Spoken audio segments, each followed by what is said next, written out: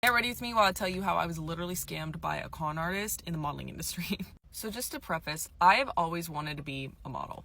So it was the summer of going into 7th grade. My family and I were at a Gap in New York. There was a little piece of paper at the register that said, like, do you want to be a model? We talked to the woman at the register and somehow we got in contact with this woman. This is the part of the story that always like confuses me because it was Gap, but I believe it was like some third party thing where like they had contacts with like this agency or something. I have no idea, but we got in contact with this woman. She pretended to be a modeling agent. I don't know what led to what, but my parents emailed her. They got all my information. We trusted her. She sounded really legit.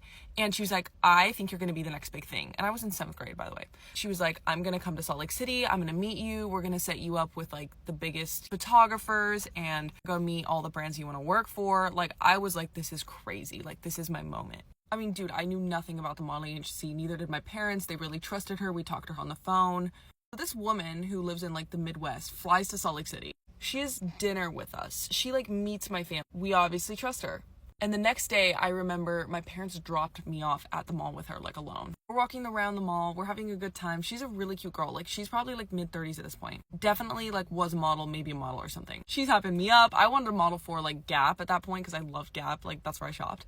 And she's like, we can do that. Like, I have connections with all those people. We're walking in the mall and she's like, name any store you want to model for. Like, I have connections. Okay, wait, pause. Some of you guys were asking about the blush I use. It's from Dibs. It's called Popstar. It's the best. Anyways, we're having a great time. We haven't like paid her anything yet, but I do believe that there was some talk about like getting me to like these modeling coaches or whatever. It was in 7th grade, so I don't have complete memory of it. In this girl having a little like girls' day, whatever. I randomly get a call from my mom. I think she said something along the lines of like, hey, dad needs to go to the hospital. We need to come get you right now. It's an emergency. And I was like, oh my gosh. My dad has MS, so I was kind of like, oh my gosh, we have to go. I don't know what my parents said, but they picked us up. Like, they picked me and this chick up. And they were like, hey, we're going to drop you off at your hotel.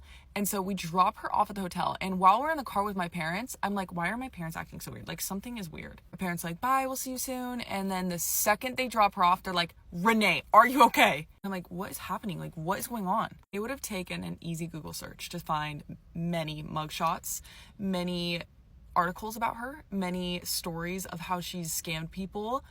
I don't think that she would have like taken me or like done anything. Like, this woman had full-on websites about her and like the things that she's done to people. I've looked her up from time to time, but I've had her blocked since like 7th grade. I remember her like emailing, texting my parents, everything, being like, what happened? What's going on? Like, I want to see you guys. And my parents just were like, yeah, we're not going to be like proceeding with this. Like, we're good, like whatever. I don't even know what could have happened or like how much money she would have taken of ours, but it obviously sounds stupid and obviously unbelievable now. But the scammers are getting smarter today. Like, I swear it wasn't that normal back then. I'm actually so surprised I ended up actually being a model because I think my parents were traumatized. But I want to make another video on how you can tell like agencies from being legit and not. Let me know if you guys would be interested in that.